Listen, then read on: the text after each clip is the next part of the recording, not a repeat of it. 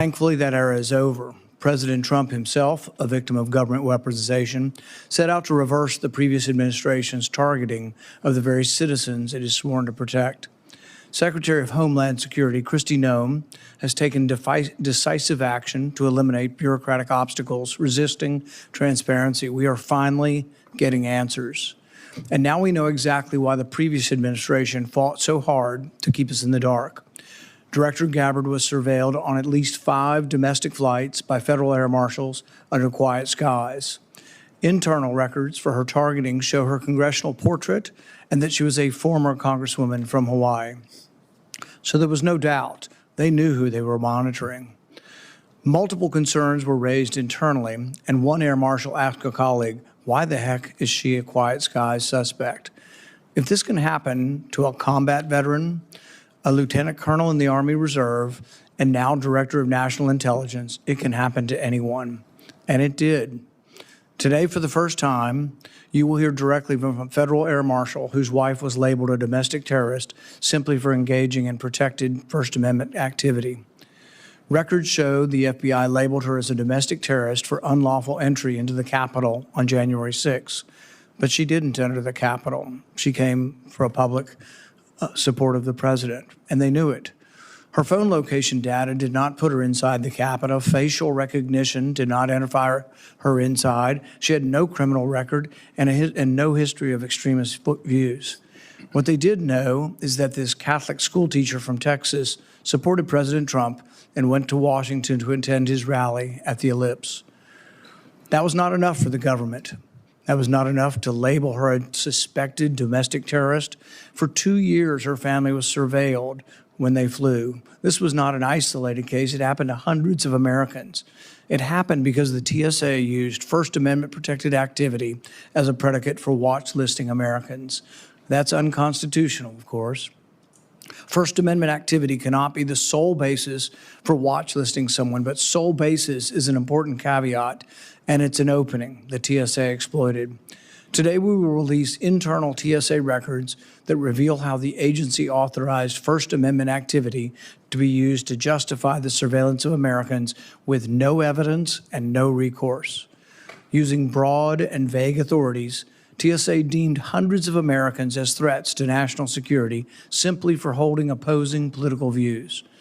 The federal government used its investigative authorities, anonymous tips, and university research institutions to build a flimsy case to put them on the watch list. They didn't just coincidentally watch list hundreds of people who attended the same Trump rally. They did it intentionally and obscured the process to create plausible deniability. For example, documents obtained in my investigation reveal that TSA relied on data collected by the George Washington University Project on Extremism. Consider this. First, DHS funds the Project on Extremism, an external partner not bound by the same laws and regulations as federal agencies. Then, the Project on Extremism identifies supposed domestic threats by meticulously tracking January 6 defendants. DHS then uses the Project on Extremism reporting as evidence, sometimes the only evidence for putting someone on a watch list. But the abuses weren't limited to January 6th. The TSA also viewed skeptics of COVID mandates as threats. Simply removing a mask on an aircraft got 12 Americans watch listed. Records also show 3 current members of Congress, all Republicans, were included in the companion Silent Partner program, either as a sitting member or while seeking elected office. A cursory review would have revealed them to be either a member of Congress or decorated active or former U.S. military members. In fact, they were surveilled likely for activities that were official duties during their time in the military or in Congress. All of this was wrong, and I'm glad that these abuses are beginning to be exposed. I commend Secretary Noem for ending quiet skies, but our work is not done. We must make sure that this program does not come back under another name. Every official who directed or approved surveillance of Americans for protected speech must be removed from office. Full transparency must become the rule, rather than requiring a year of investigation. The result will be a process that respects the Constitution ends real-life shadow bans against Americans, and gives all of us the assurance that our government is focused on protecting us, not on chasing political ghosts. I now recognize the ranking member for his opening statement. Well, thank you, Chairman Paul. Throughout my time in Congress, I have heard repeatedly from my constituents, particularly from members of Michigan's Arab and Muslim American community, about serious issues with the government's watch listing and travel screening practices. And while I appreciate the opportunity to discuss that today, I first want to raise some concerns about some other critical national security work that this committee is responsible for, but unfortunately the chairman of this committee has not prioritized. In a matter of hours, 2 critical Homeland Security authorities are set to expire. Cybersecurity information sharing protections that protect our economy against cyber attacks, and authorities that allow federal law enforcement to detect and mitigate threats posed by drones. We were scheduled to discuss these 2 bills to renew and improve these authorities 2 weeks ago, but unfortunately the chairman abruptly canceled the meeting with absolutely no explanation. And while there is a 2-month extension for both authorities included in the continuing resolution, that is only meant to be a stopgap. The committee needs to do its work to reauthorize both of these pieces of legislation. But even though bipartisan leaders in the House, as well as the Trump administration and a bipartisan coalition in the Senate all support extending this legislation for 10 years, Mr. Chairman, you have not held a single hearing on these issues, and you canceled the only meeting where the committee had an opportunity to discuss them. These actions risk making our nation less safe. This committee should not simply walk away from its responsibility to actually be a leader in critical Homeland Security matters.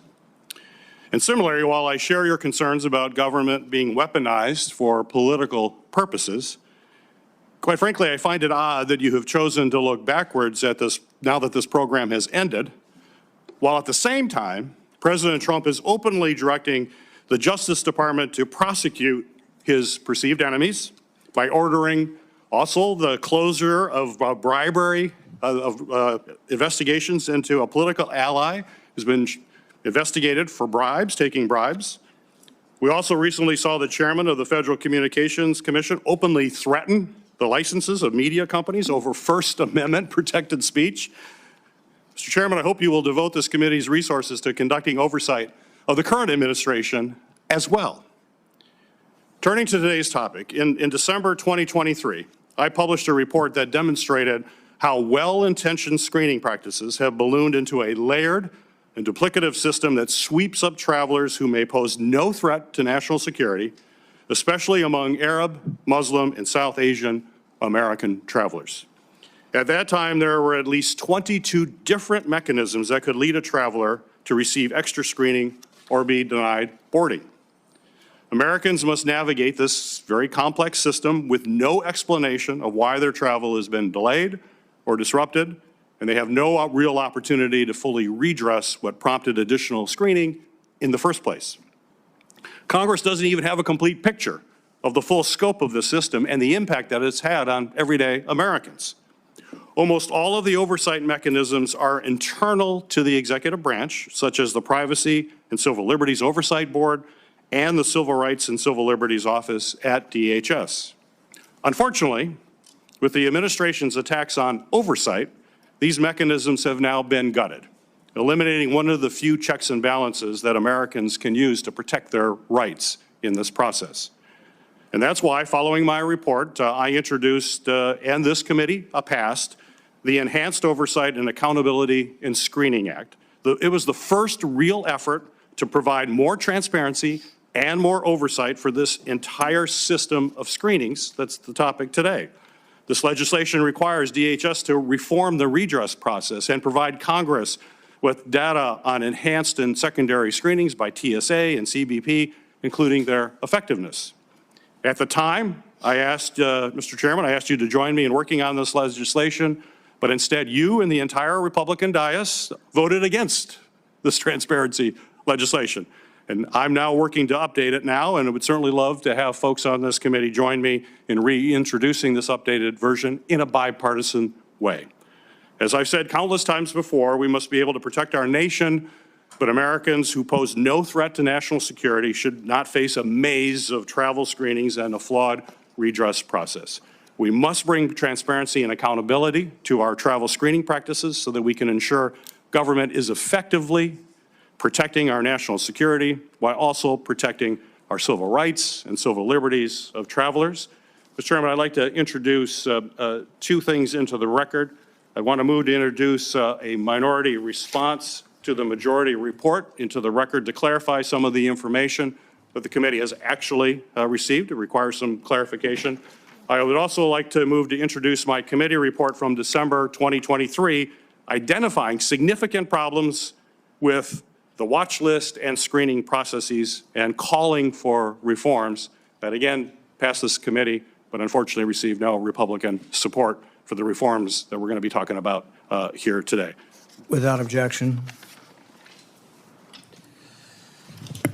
You got to love fake outrage. You know, if there was such great concern for these CISA authorities, last week the ranking minority member had a chance to vote for the CR, which extended these authorities, but he voted no. So, you know, fake outrage is great, but it's fake. As far as the reason why we haven't gone forward with the CISA reauthorization is because CISA has been associated with some of the worst and most egregious abuse of First Amendment. What we're talking about today with the Quiet Skies is First Amendment abuses. So we want to make sure that no one in government ever uses government again to go to Twitter or Facebook and tell them to take down stuff that's protected by the First Amendment. So it is integral, and we will continue to fight to make sure if CISA is reauthorized or any of CISA's activities are reauthorized, that there are First Amendment protections attached. Mr. Chairman? Sure. You're conflating. This is not a reauthorization of the CISA as the organization. This is liability protections that have been in place for 10 years. Right, so it's going to be First Amendment protections added to that. These are, and you've opposed it, and that's a problem. Mr. Chairman, this has broad bipartisan support. The Trump administration supports this reauthorization. You had a chance to vote for it. You voted against it last week. So you voted against it. And you voted against the reauthorization that I put up. You were the only objector. You voted against it. It has the support of, I would suspect, 99 members. And now preciously you're for it this week. All right. I now recognize. You'll have a chance to vote again in a UC, Mr. Chairman. You're going to have a chance again. It is, excuse me. It is the practice of this committee to swear in its witnesses. Will each of the witnesses please rise and raise your right hand? Do you swear that the testimony you will be giving before this committee will be the truth, the whole truth, and nothing but the truth? So help you God. Thank you. Our first witness is Mark Crowder. He's a senior federal air marshal with the U.S. Transportation Administration with over 20 years of experience. Before joining the Air Marshals, he served 4 years in the United States Marine Corps, 3 years as a uniformed police officer with the CIA, and 3 years as a deputy sheriff in Florida. Mr. Crowder, you are recognized for your opening statement.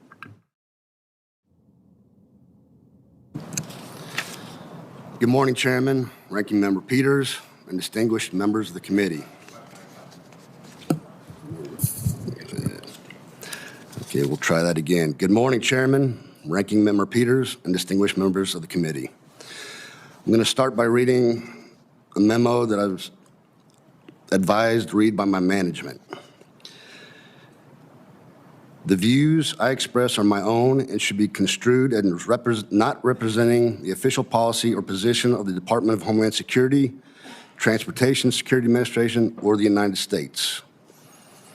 I've also been advised that whistleblowing is an official duty. With that being said, I'll go into my testimony.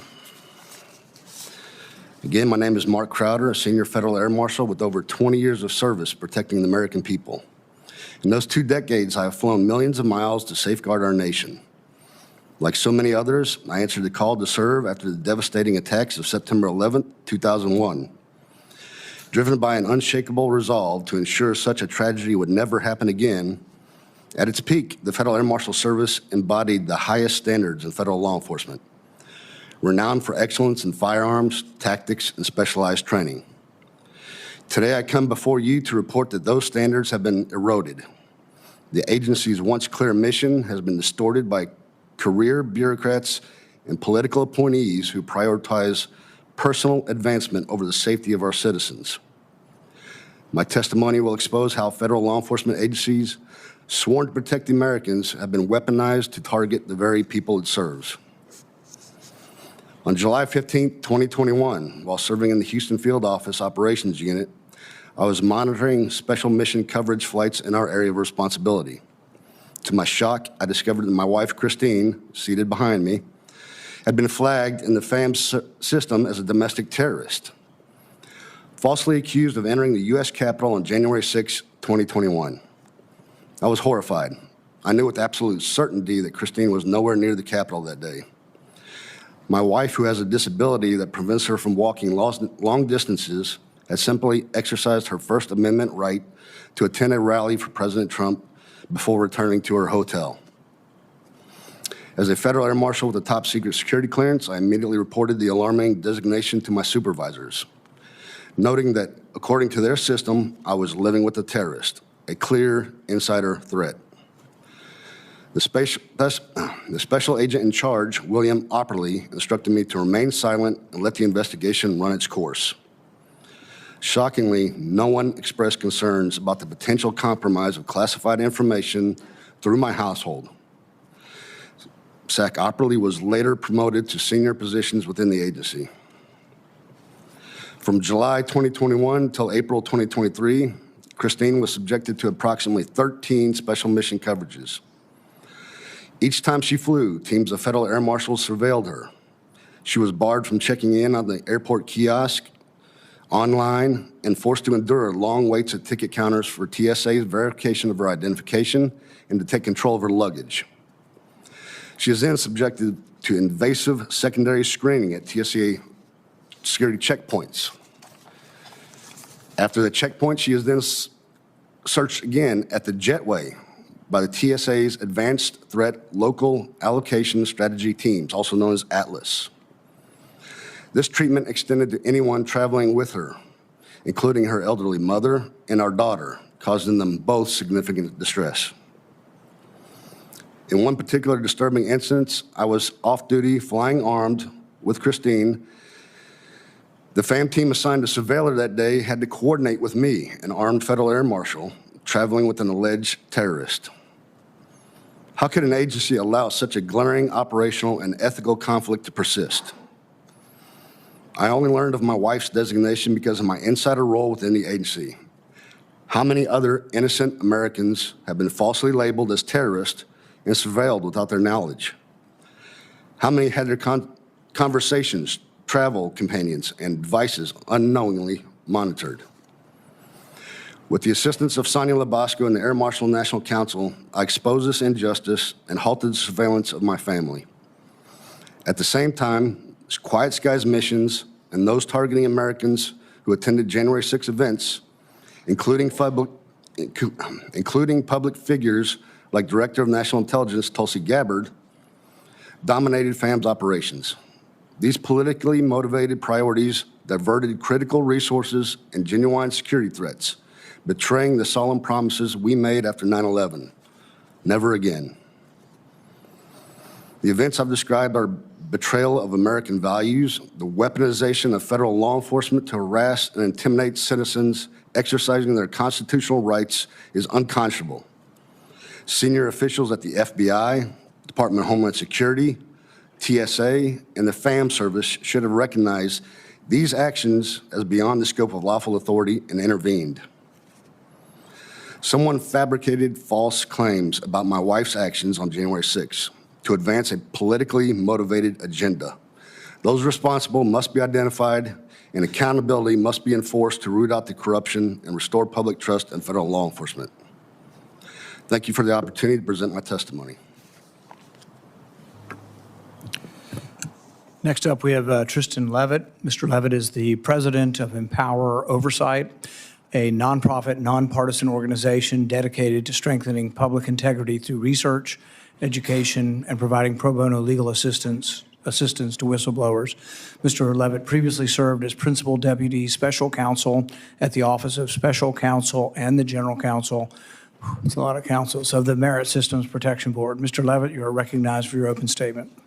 Thank you. Chairman Paul, Ranking Member Peters, and distinguished members of the committee, thank you so much for having me to testify today. Empower Oversight provides legal representation to brave whistleblowers across the federal government. We're honored to represent several air marshals, including Senior Air Marshal Mark Crowder, here today.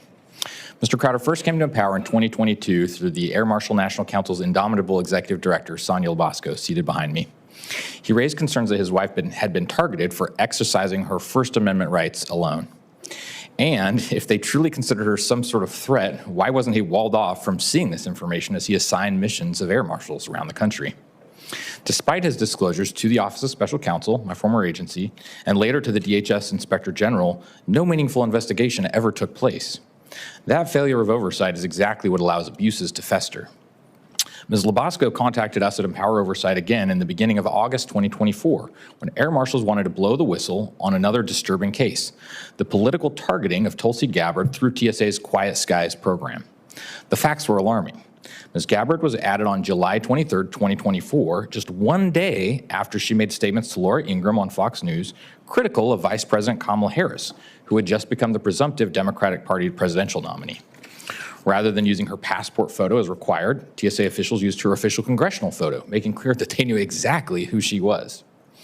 These initial whistleblower disclosures were reported by Wendy Strauch-Mahoney on Uncover DC and digitally on The Brianna Morello Show. Despite Empower's experience with the DHS-IG failing to investigate the Crowder situation, we asked them to investigate here, and we also submitted disclosures to Congress. Members of this committee and others pressed DHS for answers, and your persistence, Chairman Paul, helped ensure Secretary Noem became aware of the Quiet Skies program and ended it. Ending Quiet Skies was a very important step and well overdue. But that alone doesn't prevent what happened to the Crowders. They were not a part of the Quiet Skies program. And a program like Quiet Skies could always be revived if we fail to learn the lessons. The first lesson is very clear. Civil liberties cannot protect themselves. Independent oversight is essential from bodies like this and others.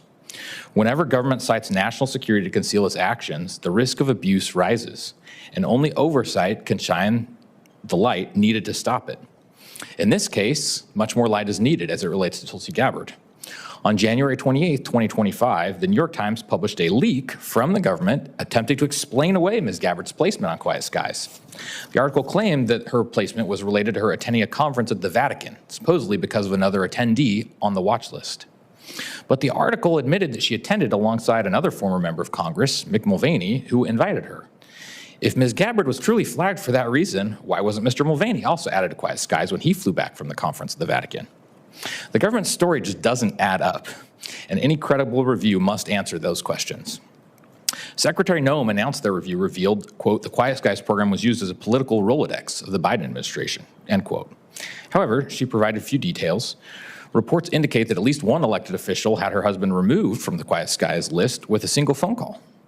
These issues demand a full accounting. That's why Empower Oversight recently called on the DHS Inspector General to complete its work and make its report public. Normally, Inspector General reports with private information are kept internal. They have information about personal individuals. However, given Ms. Gabbard's prominence, the allegations of political targeting, and the large amount of selective information the government already leaked, there's a clear public interest here in transparency. DHS-IG has released similar reports before when public figures were involved. Accountability cannot be achieved if this is swept under the rug in a private report. In addition, the investigation must look beyond Ms. Gabbard's case. Anyone who abused TSA protocols to target or protect individuals for political reasons must be held accountable. A thorough report is necessary to propose discipline for those who committed misconduct. Finally, another of the most important lessons is that none of this would have come to light without whistleblowers. Of course, it was obvious to Ms. Gabbard that she was subjected to extra screening. But what she didn't know and would never have known was that she was formally targeted through Quiet Skies. Only courageous insiders willing to speak up made that possible. After their disclosures, and when we brought these things to the attention of the IG, TSA opened a leak investigation. Of course, this was troubling. The legal question of whether whistleblowers may disclose so-called sensitive security information to the media was resolved over a decade ago in the case of Air Marshal Robert McLean. When his case came to the Supreme Court in 2013, I organized for Senator Grassley a bicameral, bipartisan amicus brief arguing TSA's regulations couldn't trump the statutory guarantees of the Whistleblower Protection Act. A Supreme Court majority agreed with us, but TSA still sought to investigate our clients' disclosures as though they were unlawful leaks. That kind of retaliation chills whistleblowers across the government. TSA backed down when Empower exposed their investigation, but those kinds of risks remain. Protecting whistleblowers isn't optional. They are the first line of defense against waste, fraud, abuse, and overreach. If they are silenced, American people lose one of the only tools that can help bring abuses of power into the light. Thank you again for the opportunity to testify, and I look forward to your questions. Our next witness is Matt Taibbi. Mr. Taibbi is an award-winning investigative reporter and editor for Racket News.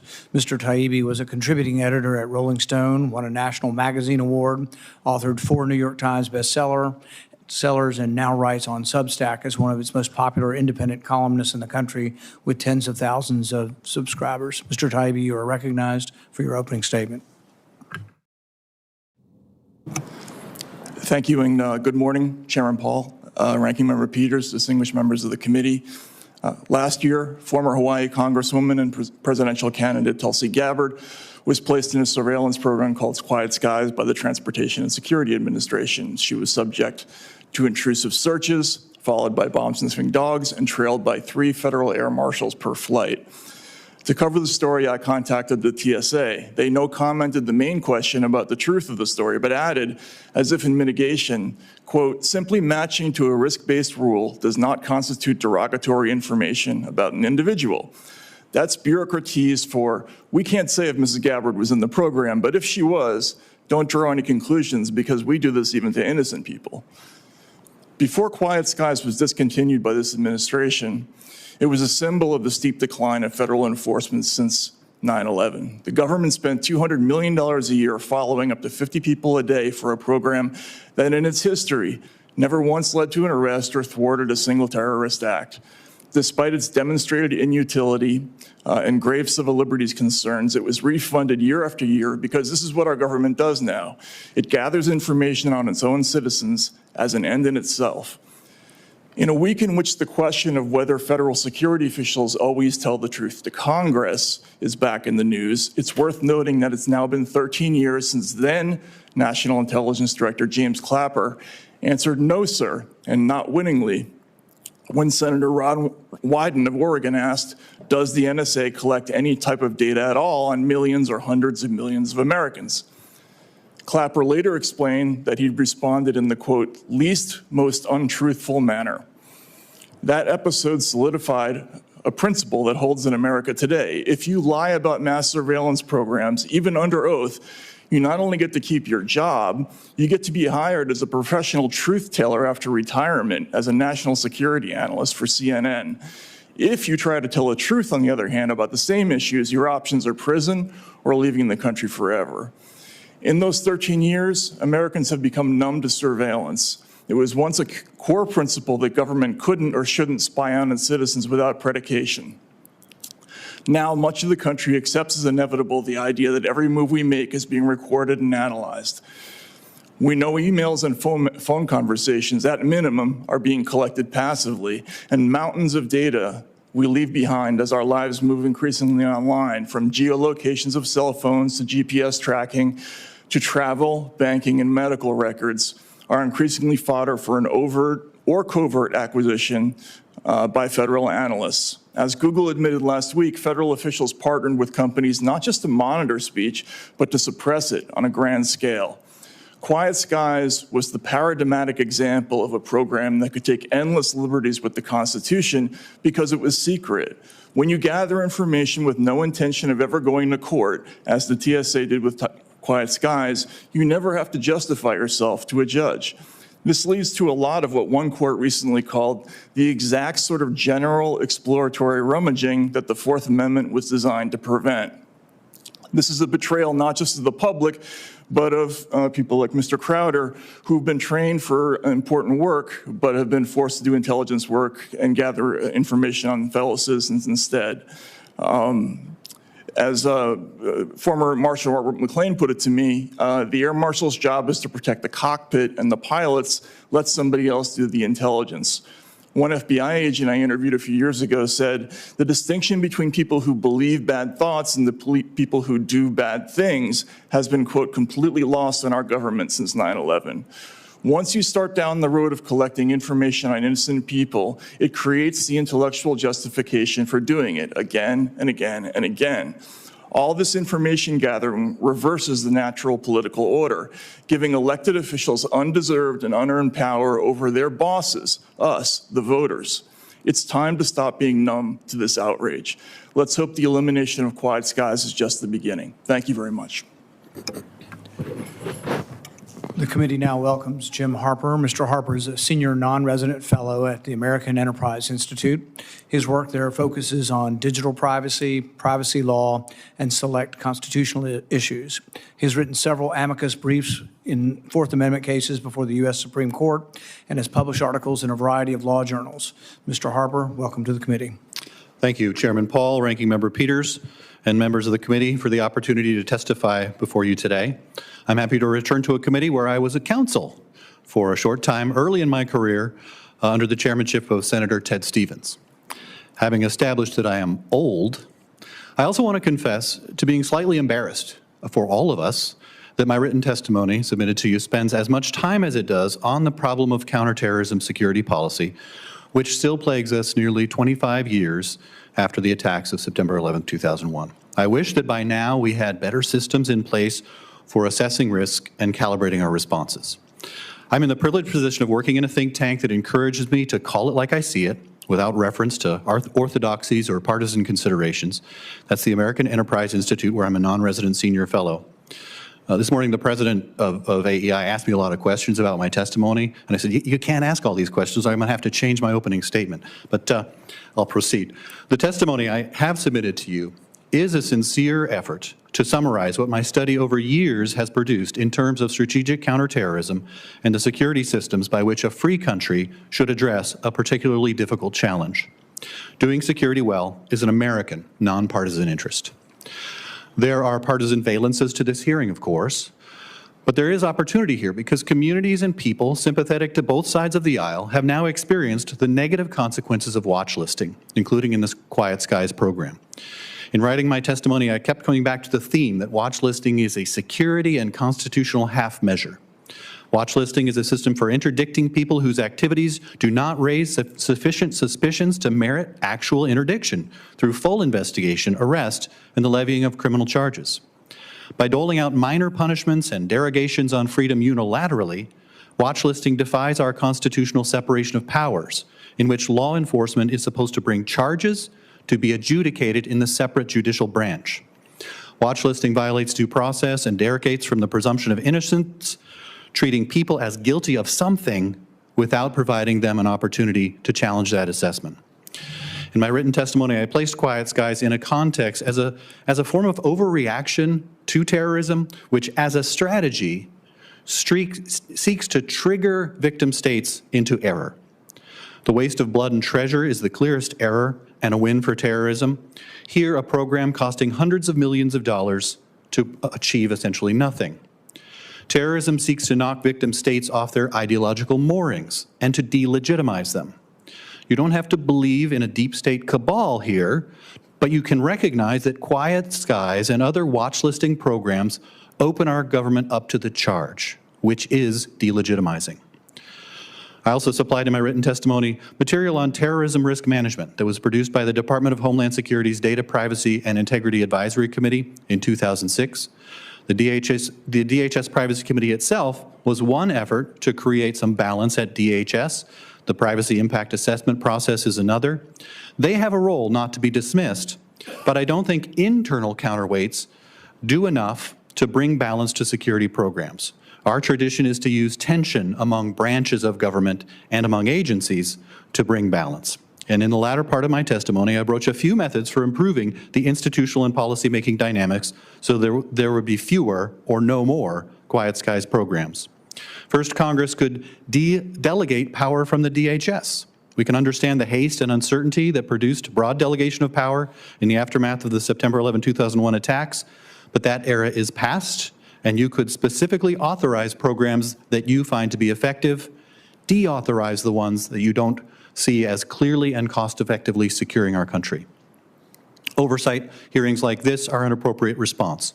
Public and judicial oversight are important checks that help produce balance. Here, secrecy is a perennial and confounding problem. Daniel Patrick Moynihan's book, Secrecy, the American Experience, argued that secrecy leaves policymakers less informed, it denies government accountability, and it sharply limits public debate about policy and government conduct. An additional proposal I offer is to have the Congress recognize travel as a right equivalent to other rights in the Constitution. Were it recognized clearly as a right, courts would be in a better position to help administer the issues that come before it, and people would be able to challenge security programs that threaten their liberties. Finally, I argue that privatizing at least some parts of travel security would produce good results. Liability rules, the insurance system, and competitive pressures are things that government programs do not have to help guide them. We're in a time of welcome openness to change at the Department of Homeland Security under Secretary Noem. Quiet Skies is gone.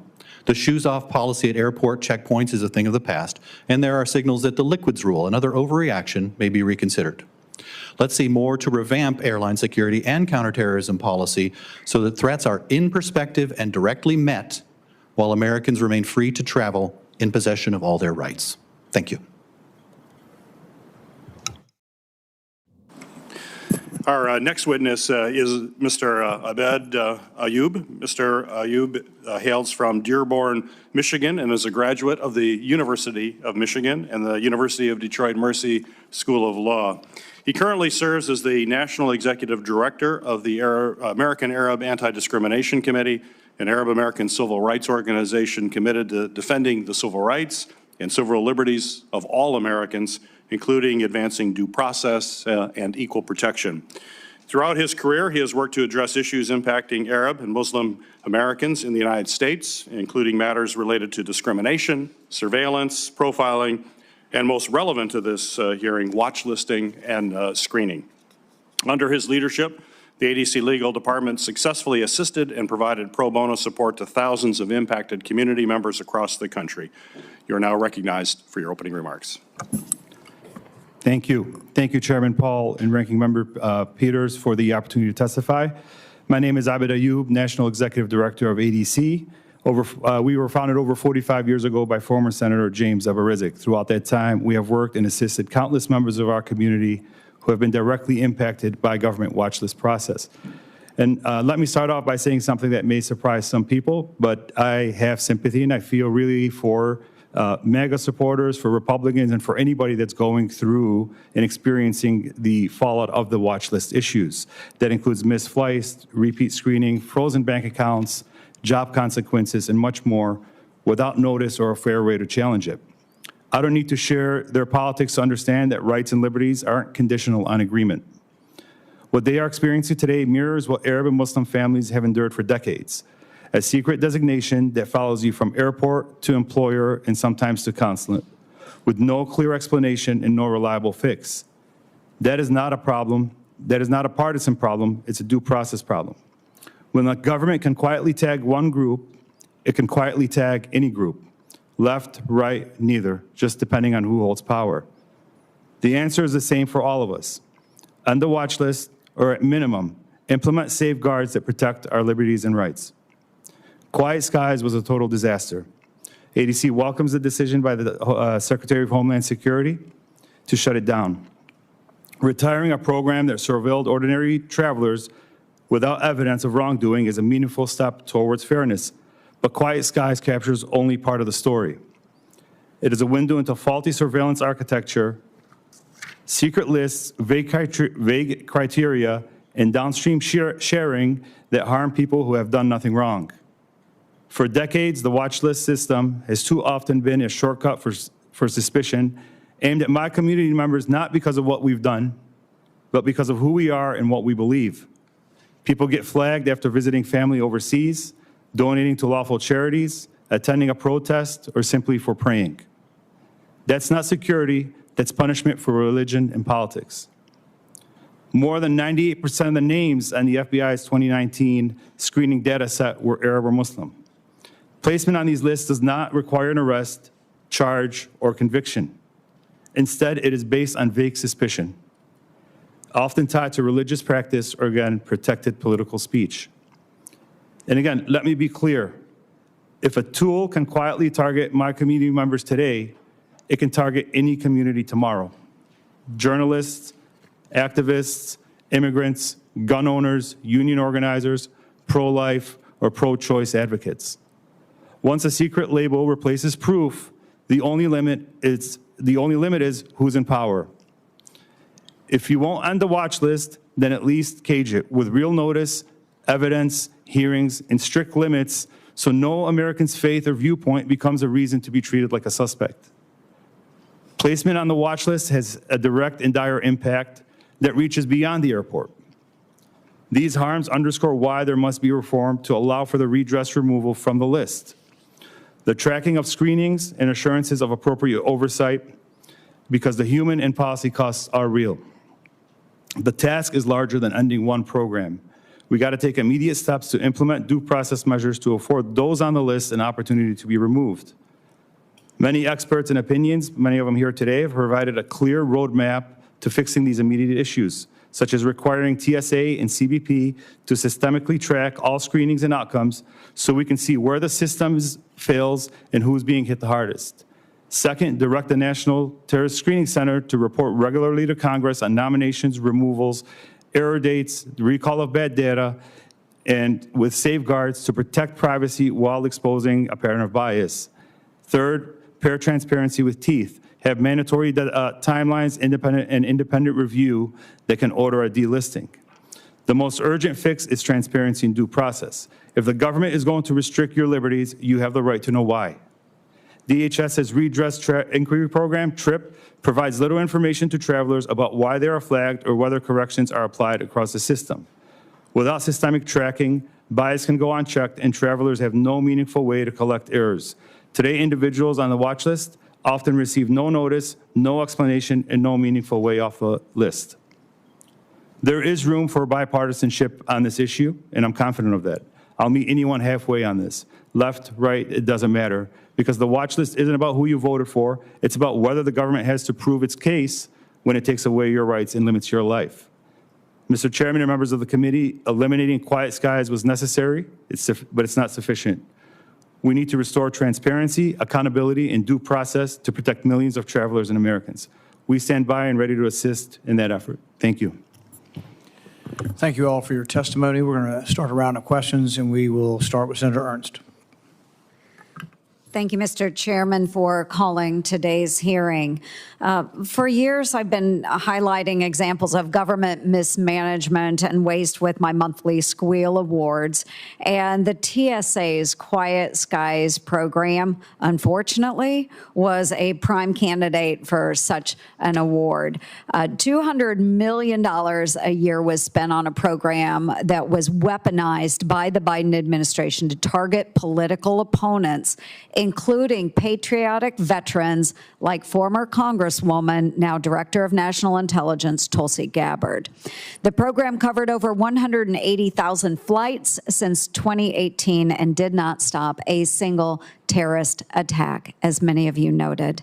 I thank Secretary Noem for ending this wasteful boondoggle of a program and ensuring that TSA and DHS resources are used effectively to focus on keeping air travel safe rather than spying on and harassing law-abiding citizens. So, Mr. Crowder, I will start with you. I am so sorry to hear about the political targeting by the Biden administration against your family, and I thank you for your service to our fantastic country. Your testimony highlighting TSA and federal air marshal resources being diverted to track and harass the families of those sworn to protect Americans and make air travel safer shows what was wrong with the awful Quiet Skies program. But this program is not the only boondoggle that has existed under TSA and DHS in recent years. Since 2017, the DHS Inspector General has highlighted unresolved recommendations about how Federal Air Marshal Service contributions to aviation security are questionable. So questionable, in fact, that as much as $394 million is being perpetually misused. Mr. Crowder, can you share any suggestions for TSA and DHS safety changes you and your colleagues might have?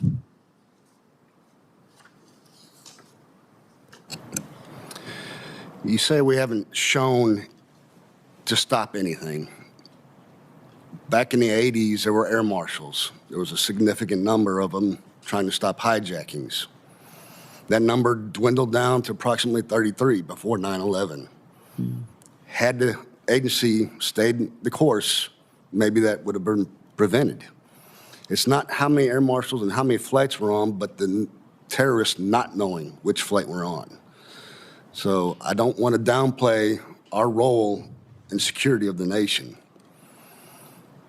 But as I testified, a lot of things were abused with Quiet Skies, January 6th, things of that nature need to be addressed. Does that answer your question? It does. So what you're saying basically is follow the guidelines as the federal government had laid out for air marshals and not get into the business of intelligence, following, surveilling those passengers that might be targeted by the federal government. Can that be a takeaway? Yes, the abuse for political reasons need to be stopped. Okay. It needs to be intel-driven. Very good. Thank you. And Mr. Levitt, where are the TSA and DHS employees who were working on the Quiet Skies program now? Have they moved into other programs? Does the agency still employ them?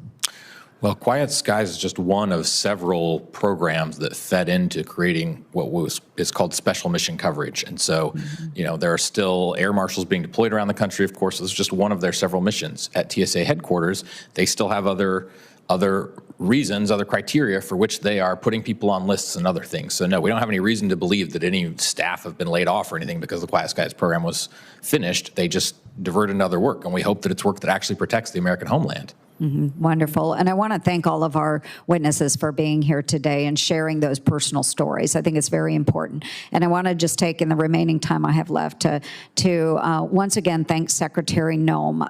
Over the weekend while I was at home in Southwest Iowa, I ran into a U.S. Marshal that had been part of the apprehension of an illegal migrant that had killed a young Council Bluffs woman 9 years ago. He had fled to Honduras, back to his home country.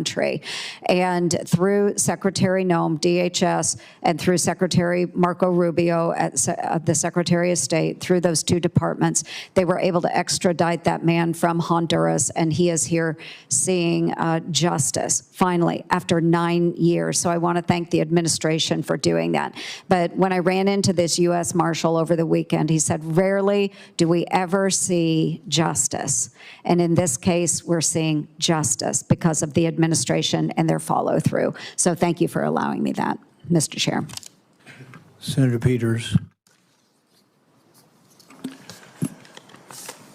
Mr. Ayub, one of the issues that I've heard again and again from people in the community and others is just how broken the redress process is for people who believe that they're unjustly or mistakenly caught up in the watch listing system. Mr. Crowell, I understand your wife, my understanding is not on Quiet Skies. She was put on the watch listing, the terrorist watch list program. So the redress process is really important. We still have that program in place. We need to have reforms, which was part of the work I've been doing and the legislation that I had that we did pass out a committee to deal with redress. But given your experience working with individuals who believe that they're on the terrorist watch list, what recommendations specifically do you have for this committee? What should we be doing right now so it doesn't happen to Mr. Crowler's wife in the future? It doesn't happen to the folks that you hear from regularly and I hear from regularly back in Michigan. Thank you for that. Look, the redress process in the DHS TRIP program is flawed. It doesn't always work. It doesn't give you the reason why you were put on the list, and it doesn't give you a final decision. You fill out your information online, and you get a letter back saying some vague language like, we've received it. We can neither confirm nor deny that you're on a list. And it's not always effective. So we need to work to find ways to expand that due process, expand the option of being removed from the list, look at what existing programs are there we could take advantage of, which could review individuals coming in. You want to be proactive. If somebody's on the list, again, set up a proactive way for them to reach out and be removed. We have, my colleague at the end, who's a U.S. Air Marshal, who has far more access to being removed, still took him, a couple years to be removed. So imagine a regular individual going through the same thing. It's going to take much longer. But what we've learned through our practice is when we can identify that one piece of information or that one agent that placed that piece of information in there and then have a conversation with them, interview the client, and once that piece of information is removed, then the issue's gone. But it's going to be impossible to do that for 2 million people. There's just not enough agents and resources to go around. So finding a streamlined way, a streamlined due process measure, maybe building on DHS TRIP, that should be first and foremost, and dwindling down the list, and then also possibly maybe going through the list to at least purge the names of folks that have died, or children that are like 4 or 5 years old, right? Remove those names so you're working with a cleaner set of data to begin with. Right, right. Well, I've certainly heard a lot from community members about the negative experiences, as you mentioned here, with the screening system. But just like today's testimony, which is powerful, I appreciate the testimony, these are anecdotal accounts, and we could come up with an awful lot of anecdotal accounts. But one of the recommendations in my report, and a big part of my bill, was requiring better and more complete data from CBP and TSA on all their screening practices, because there's like 20-plus programs. We're talking about one that's gone away. We still got a whole lot more of these things that are out there that need to be addressed. This is a big, big issue. So my question for you is, what do you think having better data, exactly what's happening to understand whether these processes are effective and whether there's bias, intentional or not, political, whatever it may be, we need data. What's your sense of that? Absolutely. I think there should be data. We should be able to look at that list and determine why this person was added. Then at the end of the review, you'll find out, okay, were these, this group of people, do we have this many individuals added because they're Trump supporters or because they're Democratic Party supporters, right? We need to be able to read that. We need to be able to know why they're on there, who they are, what trends, and to determine what mistakes are being made. Because again, it can go just depending of what administration is in office, who's going to be targeted. And, our community for past quarter century, for past 3 decades or so, we're thankful enough to be targeted by all administrations, so we can tell you the experiences through Republican and Democrat administrations. But the reality is there are trends, there is bias, there are folks on that list that need to be removed. Expanding that option, expanding the way to do that, and having those data points, having that data set will also help develop policies and strategies moving forward to enhance and make the security process and the screening process better. I'd just like to follow up, because this could happen in all administrations, both parties, whatever. This is a problem. We've got to make sure there's full transparency, there's oversight, regardless of who's in office. And most of the oversight in these systems currently is handled by internal DHS offices, the Office of Civil Rights and Civil Liberties, Privacy and Civil Liberties Oversight Board, as well as Inspector Generals who oversee this. However, unfortunately, this administration has basically gutted all of the oversight, so we don't have the oversight anymore. Can you describe the consequences of eliminating internal oversight will have on American civil rights and civil liberties with regard to screening and watch listing? So all of the issues that are being raised by everybody here today, we have to make sure that we're guarding against that. What are your thoughts? Look, oversight is very important. The issue was bad with a functional CRCL office at DHS, and you can imagine it's going to be a lot worse with no oversight.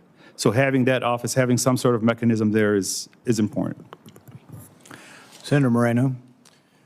Mr. Chairman, as I mentioned to you yesterday, I really appreciate putting on this hearing. I think it's really, really important. I think if the American people read everything that was provided for this hearing, their minds would be blown.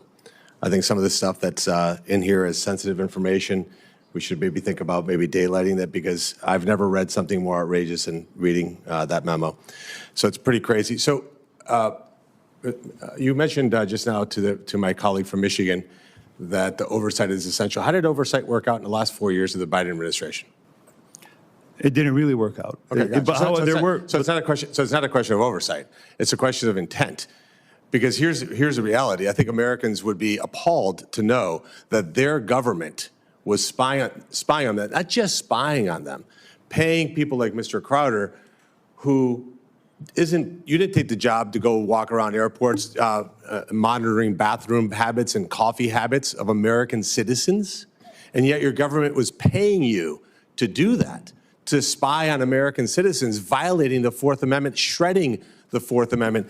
You know, one of the things that I had to do to become a U.S. citizen was learn a lot about American history. I had to read the Constitution.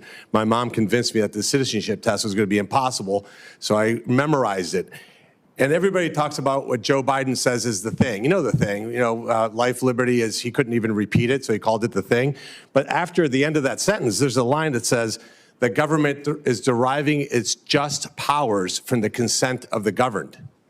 Deriving their just powers from the consent of the government. Mr. Taibbi, do you think that over the last 4 years of the Biden administration that they derived their just powers from the consent of the governed? Do you think Americans knew that they had somebody stalking them at airports and bathrooms and coffee shops and watching who they were talking to on airplanes?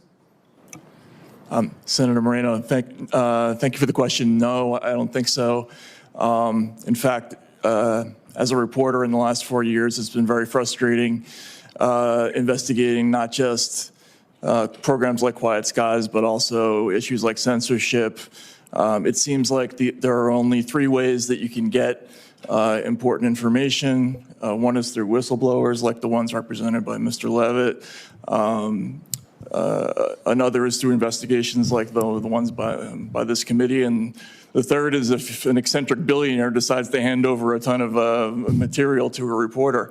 It's become almost impossible to get information about these abuses. And I think what I was trying to get at with my opening statement is that particularly in the last 4 years, the government has taken the position that the citizenry, they're all basically suspect until proven innocent, and it should be the other way around. Well, that should be the other way around. That's the foundational principles of this country.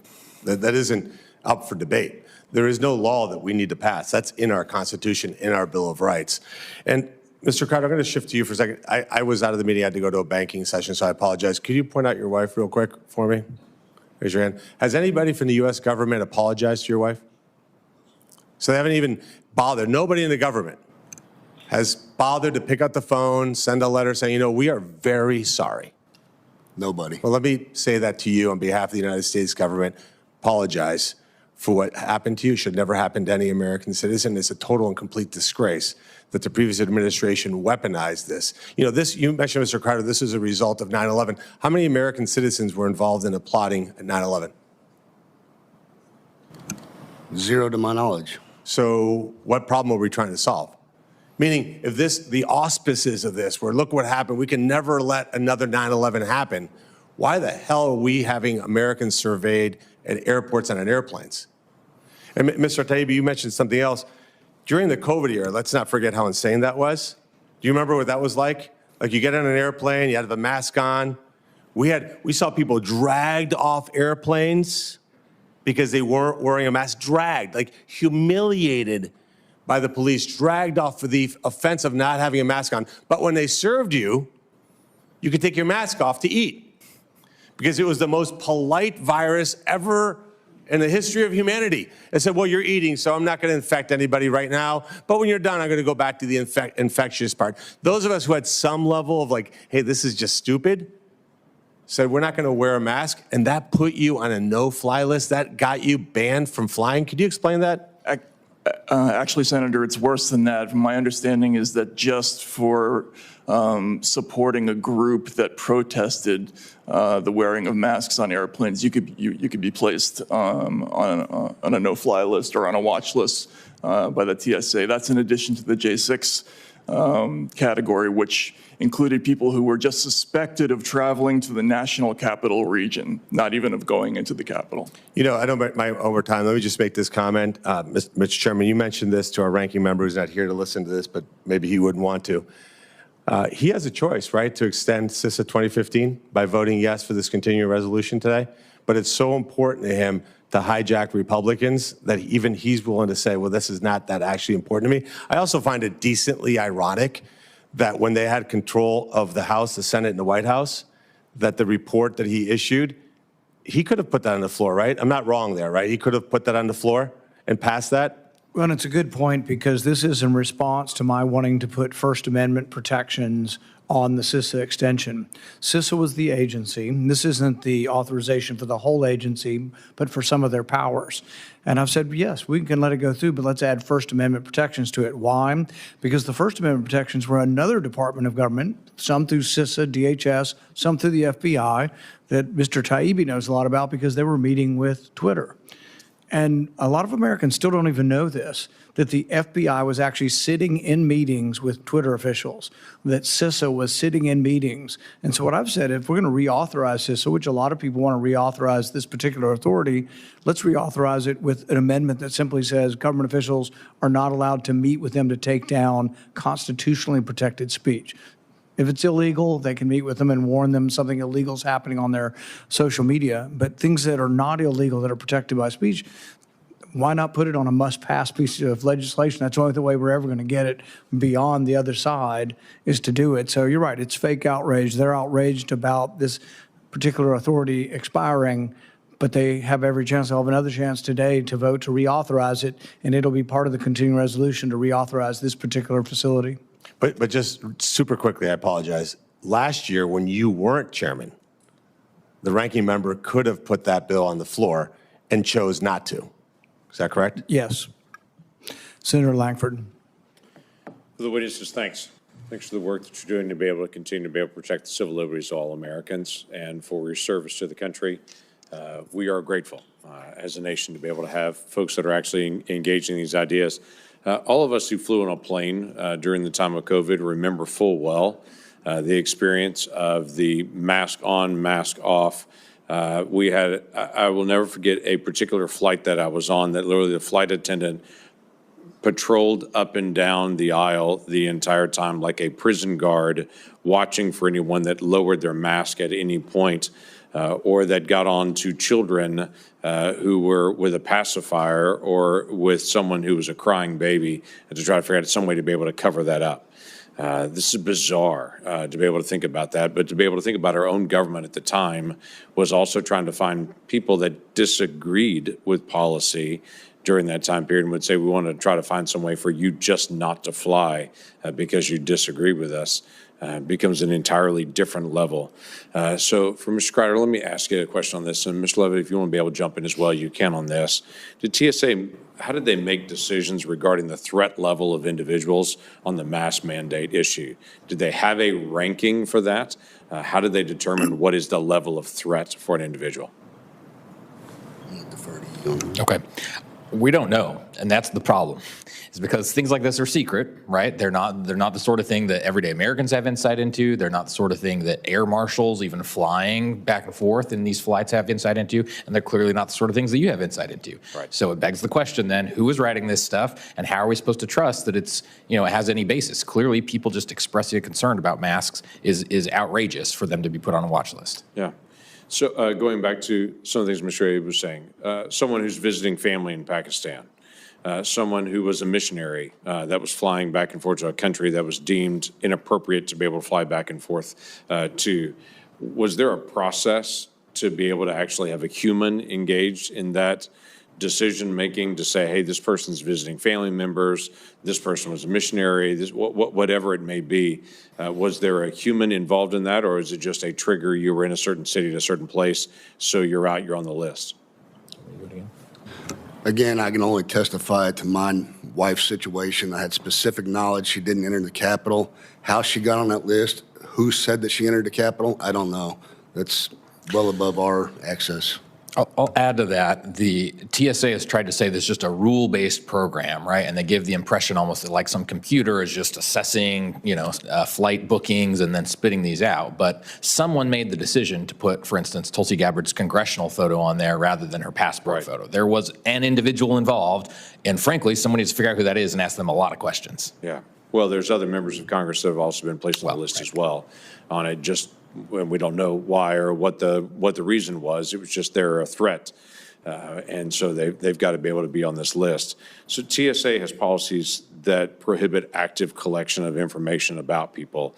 TSA is a receiver of information, not a collector of information. This is clearly TSA trying to be able to collect information. Was TSA in violation of the law? Because they're not managing information giving to them, they were shifting into the collection mode. I mean, I'll take a stab there. I don't know. TSA has broad authorities, right? And so they don't treat this as intelligence, right? They don't say that it's intelligence as though they observed you doing something. They're just deploying the assets. So I think back to one of the points that's been made here, Congress has given TSA pretty broad authority. That might need to be looked at being constrained more further. Mr. Sharper, you want to be able to add to that? Yeah, I won't be able to cite you chapter and verse, but the authorities in the Air Transportation Security Act are very broad. And so it's your intuition is correct that TSA should not be an intelligence collection agency, but if it decides it's going to go off in that direction, the language is so broad it can go off in that direction. That's why one of my recommendations is to bring TSA and other DHS authorities within bounds that Congress sets tightly. Sharper, you had also mentioned something about a right to travel, and to clarify that. Tell me what you mean by that. Well, I think we intuitively feel we have a right to travel. And there are cases from the Supreme Court that say, of course, you've got a right to travel. You can move from one state to another, and they can't deny you welfare benefits when you get there. There are other cases where a man in San Francisco wanted to fly to Washington, D.C. to meet with his representative. And in this case, the Ninth Circuit Court of Appeals found that you don't have a right to travel on your preferred mode of transportation. He didn't want to go through all the security nonsense, and so challenged there and said, no, you can take a train or you can drive if you want to go to Washington, D.C. A clear right to travel. The Americans believe they have it, but the courts haven't accorded it to them, would give them a position when they went to court where they could do discovery. And some of these things could be turned up. We could learn more about the programs. I think courts would balance well. Obviously, a court is not going to throw out a program that is provably cost effective. And they'll say, yeah, no, in this case, you do have this right, but the right is subject to regulations that allow for security. But the right does not give way to regulations and programs that don't do anything. The regulations and programs that don't actually produce cost-effective security. So that idea, I'm glad you asked about it. I'd like to give it more consideration. Congress can weigh in on that and say, well, no, this intuition of Americans that is somewhat backed by courts can be made a full right. We think it is in Congress. Let's have the courts treat it as such. Okay, thank you. Thank you, Mr. Chairman. When I traveled, during the pandemic, we all travel several times a week. There were many flight attendants who were very nice, very pleasant, very sympathetic, and were just like me, unhappy with the mandates and really didn't want to go overboard. They would pass me notes, sometimes secretly, saying they were supportive. They didn't want anybody to know they might be supportive of things I was for. But it also brought out the inner Karen in people who just, and everybody knows this exists in a significant number of people in our society, the idea that given a little power, they really like it. And gosh, I never was a policeman, but I wish I were. And just the idea of just, all of this power, I have power over, and if you say a word to me, you can be put on the list. In fact, I have a TSA document, some here in my collection of documents, that says that disobeying a public health order is equivalent to, saying I'm going to take the plane down. I mean, you are a threat to the plane. You have now become a threat to the flight attendant. And that just brought out the inner Karen in a lot of people, and it became really unpleasant. I hated to fly every week. And I'm not somebody who's really that confrontational. That's why I don't like it. I don't like to have the confrontation. But, you would have, Sir, you're not eating your peanuts fast enough. You need to put your mask on in between each peanut. I mean, literally, that was happening on flights. And the ludicrous nature of, there being any science related to that all of us with our mask off for 20 minutes while we're eating is somehow going to protect us from, having it on for 40 minutes when we have it off 20 minutes. And it turns out that none of these things had any science behind them, none whatsoever. And most of the masks they were recommending were masks that were ineffective. Cloth masks were entirely for show and completely ineffective. And yet the head of the NIH was wandering around with Washington Nationals cloth mask on as if it were of any value. But I think it's important to know how we got here. So Quiet Skies, you're right, Mr. Levitt. We've gotten rid of Quiet Skies, but I'm not sure that helps Mr. Crowder or Christine. We're still not sure exactly how they got on the list. My suspicion is if she just shows up on the list, I'm wondering if somebody who doesn't like you saw her social media that she was in Washington on January 6th, didn't like your politics, and says, I'm going to call the tip line. And then what recourse, and you'd have never known about it until everybody started, harassing her. But you, to this day, don't know how she got on the list, right? That's correct, sir. So that's a real problem. So what we're taking is, let's say I'm of a different political persuasion. I may not know your wife, but I work with you, and I heard you say something about your politics, and I'm of a different political bent. Why don't I just call in the tip line and say, because I heard you say she was there at January 6th, but she was at the Capitol, at the White House, not the Capitol. Not as if it really is a huge distinction, but there is a distinction. And so maybe just out of spite somebody does it. Don't we have to have a way to fix where someone doesn't like you and put you on the list? Or maybe somebody has an animus towards Arab Americans and just makes this list. So I don't think we're nearly done with trying to fix this problem yet. There's also this silent program, silent partner program, where one of them was if you're traveling from Greece and you don't have a Greek name and you've been to Turkey or you've been to Syria sometime in the last 10 years. Well, what if that trip to Syria was because you were part of the armed services? Is there not somebody with a brain that's actually looking up and saying you were in the armed services, you were there, or have a relative there, frankly, then have a good reason to have gone there? But I don't think anybody's taking the time to do it because there's just so many damn people to put on these lists, and then it's so hard. But half the time you don't even know if you've been named. I mean, you were fortunate. You were in a unique position, and I thank you for coming forward because you were in a unique position that you knew that happened. This had to have happened to dozens, if not hundreds, of other people. With regard to secrecy, Mr. Harper mentioned this. I want to reiterate how much of a problem this is. We cannot analyze whether programs work because they simply say it's secret and you don't deserve to know. I've been asking, as the chairman of this committee, a couple of simple questions. Like I say, I travel all the time, so I get the good and the bad, and a lot of it's the bad of travel. I get stopped once every 2 to 3 weeks, and I don't think I'm being selected, but I get selected by the machine for random pat-downs. I've been through the magnetometer. If I've made it through that and I don't have any metal on me, I want to know, now that I've been selected and I go through the advanced pat-down and the whirligig machine, how many weapons and knives are you finding? Well, they sent me some long answer, but they didn't answer the question. I want to know how many. I think it's 0. Because I've already been through the magnet, I don't have a knife or a gun. What are they finding when I go through? The other thing is when you go through I call it the whirligig machine, you go through there, it always finds something that needs to be patted down. So I get a pat down too, but it never finds anything. So it must not be a very good machine if I get patted down every time and there's never anything there. I suspect that machine is actually targeting, not on me personally, but doing a random check to do a pat down on me by indicating that something there that's not there. They won't admit they're doing that, but I suspect they are doing that. But it all goes back to secrecy. They don't want to reveal the state secrets, even to the people who are supposed to be overseeing the state secrets. To give you an example of how bad it is, this isn't just this area. I've been wanting to read the Church Committee report from 1976. All right, it'll be 50 years next year, and it'll be released to the public, but I'm not allowed to read it.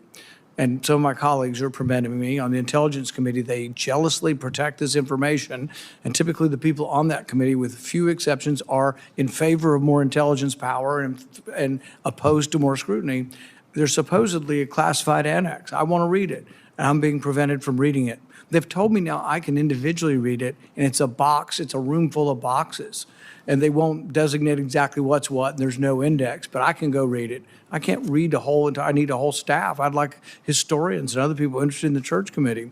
But the Church Committee was critical of too much power to the intelligence agencies. Now I want to read something, and I'm being stymied 50 years later. So secrecy is a problem. To Mr. Ayub, the whole idea of accountability, of course we need to find these things out. Most of the programs in government, and just doesn't go to this, most programs in government that are authorized for a purpose are never reviewed. We have legislation that says if it doesn't get reauthorized, it goes out of existence. It should disappear. reauthorization, I know Senator Langford's been very active in this, reauthorization should be about, does it work? We have like 82 housing programs. Everybody gets this idea, I want to help the homeless. Well, we've already done it 82 times. Why didn't study the other 82 programs to find out if any of them work before we reauthorize a new program? With regard to where we go from here, we're not done with this. I'm still appalled by the idea of outsourcing this to universities. So we pay the universities. Universities have no scruples whatsoever. So George Washington University here in D.C. has a project on extremism. Is extremism showing up on January 6th to support President Trump? I mean, really, we have to be a little careful of who we're giving the keys to this. And I think they did go after those people. The evidence is that the people on the mask list, there's a terror mask list, apparently. So the people on the terror watch list for not wanting to wear masks, I don't think they were removing their mask. I think they were talking about it online. Let's don't wear our masks. Let's take our masks off on the plane and have civil disobedience. But we're still trying to get to the bottom of that because we don't actually have the names of the people on the list. That's all being hidden. I suspect there are also hundreds of other people that were put on a list because they were resistant to a dictate from someone on a plane, to a flight attendant saying, wear your mask higher, you're showing a nostril and you should need to, hike up your mask a little higher. I think a lot of those people were put down as, potential disasters for the plane, dangerous people, and not necessarily for masks because they didn't want to list them all as masks. But we've got to do more. Every one of these programs has to be looked. You have to have recourse. You have to have redress. And I think that we can't just stop here. We have to look out throughout government, more transparency, more sunlight. I'm going to throw it back to Senator Moreno. I think has another couple questions. Yeah. Mr. Taibbi, you've been around the block, as they say, around the globe. You've seen authoritarian governments. What would be the American foreign policy reaction to a country that receives foreign aid, foreign assistance from the U.S. that did this to their own citizens? Senator, I would hope that we would look negatively on any country that mass collected information on innocent citizens. Surveilled their citizens, surveilled put them on their watch citizens. list, prevented them from traveling. Right. Had a presumption of guilt, not a presumption of innocence. Like we would probably call them in and say, hey, we can't continue this relationship because you're oppressing your own citizens. Would that be accurate? Yeah, I think that would certainly be accurate. I know that we've raised questions about surveillance of journalists in other countries in the past. And that was happening, as the chairman just said, literally FBI agents sitting down with private companies saying, you must remove this person from social media. You must go knock on their door. Some of the stuff we're seeing in the UK, which I'm very proud of the fact that our vice president is speaking out against what the UK is doing to their own citizens, like persecuting them for social media posts. Yeah. That's pretty outrageous, right? So this was happening over the last 4 years of the Biden administration. You would say, in the history of the United States of America, we've never seen more of a tilt towards authoritarian rule than we did under Joe Biden. Between firing people who wouldn't get vaccinated, you couldn't get a job, you were somehow a bad person, we were masking 2-year-olds, we were forcing the injection of an experimental I'll generously call it a vaccine. And if you didn't do that, and if you didn't carry proof of that with you, that somehow you're a bad person. That was a pretty dark 4 years in the scheme of American democracy. Would you agree? I would agree. And there was also a radical shift in attitudes in this country towards whether or not we should have laws against things like hate speech. There used to be a small minority of people who believe that. Now it's become almost a majority of people who believe that. You mentioned the UK. I interviewed somebody last week who was arrested for speech over there. And to the chairman's point, they have a system that allows people to make complaints that result in criminal arrests of people for social media posts. And, that could have been our future here. And so that's deeply concerning to me. I'll jump to you, Mr. Harper. I'll let you answer this one. Do you think in the scheme of things for Americans, I think Americans would think that their freedom, their liberty, their constitutional rights given to them by our founders is important. Just quick question, yes or no. Do you think that's important, really important to American citizens? It is. And do you think that it's ironic that Democrats that chase cameras saying that President Trump is a threat to our democracy are not even here? I think the record should show, Mr. Chairman, who attended this hearing and who did not attend the hearing. Because you can't go out there and go on camera and say that President Trump, the person who ended the Quiet Skies program, the person who's reforming what's happened under the Biden era, there's nobody being threatened to be fired for not taking a vaccine. In fact, restoring individual liberty, and yet don't even bother to show up to a hearing, which I think this hearing, and I said this to you yesterday, Mr. Chairman, is the most outrageous thing I've ever seen in Washington, D.C., and yet they can't even bother. And I think it's one of those things where you decide what's important. Like when you're a United States Senator, you can decide what's important. I can be in this hearing, I can be in another hearing, I can be at a fundraiser, I can be golfing, I can do whatever the heck I want. That's kind of the crazy part about being a senator. You don't actually have to show up to win, but you do. And the fact that the Democrats basically virtually boycotted this hearing gives them zero credibility when they say that this president is moving this country authoritarian. Do you want to comment on that, Mr. Harper? Am I wrong? Well, your question on the perspective your question gave, if this were happening in another country, what would we say about it? Very powerful, because Keir Starmer in the UK is saying everyone is going to have a digital ID, national ID program. In the United States, we oppose that. And the Real ID Act of 2005 continually fails to be implemented, and hoorah for us, because it shouldn't be. It should be repealed. Financial surveillance is a product of United States law that we export around the world. And if you took off the label, Bank Secrecy Act, and put a Chinese label on it, you'd say, aha, that's China. It's what we do, and it's what the U.S. has in the Bank Secrecy Act, again, that we export through the Financial Action Task Force. There are so many issues that we could get to, but that insight, we shouldn't be doing it here. We should be leading in the United States on civil rights and civil liberties. So all of the things we've talked about, the transparency, anti-secrecy, no to a national ID, the perspective in your question was really important and helpful, I think. Thank you. And Mr. Chairman, just one request from my perspective. There's been almost no accountability to what the government did to the American people during COVID, like almost no accountability.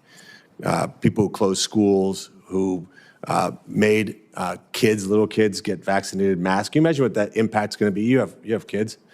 What the impact's going to be long term on 2, 3, 4, 5-year-olds that were forced to be masked for 5, 6, 7 hours a day, or removes no accountability. Look, the most accountability was that the American people fired Joe Biden, thank God, and prevented Kamala Harris, which would have been even worse.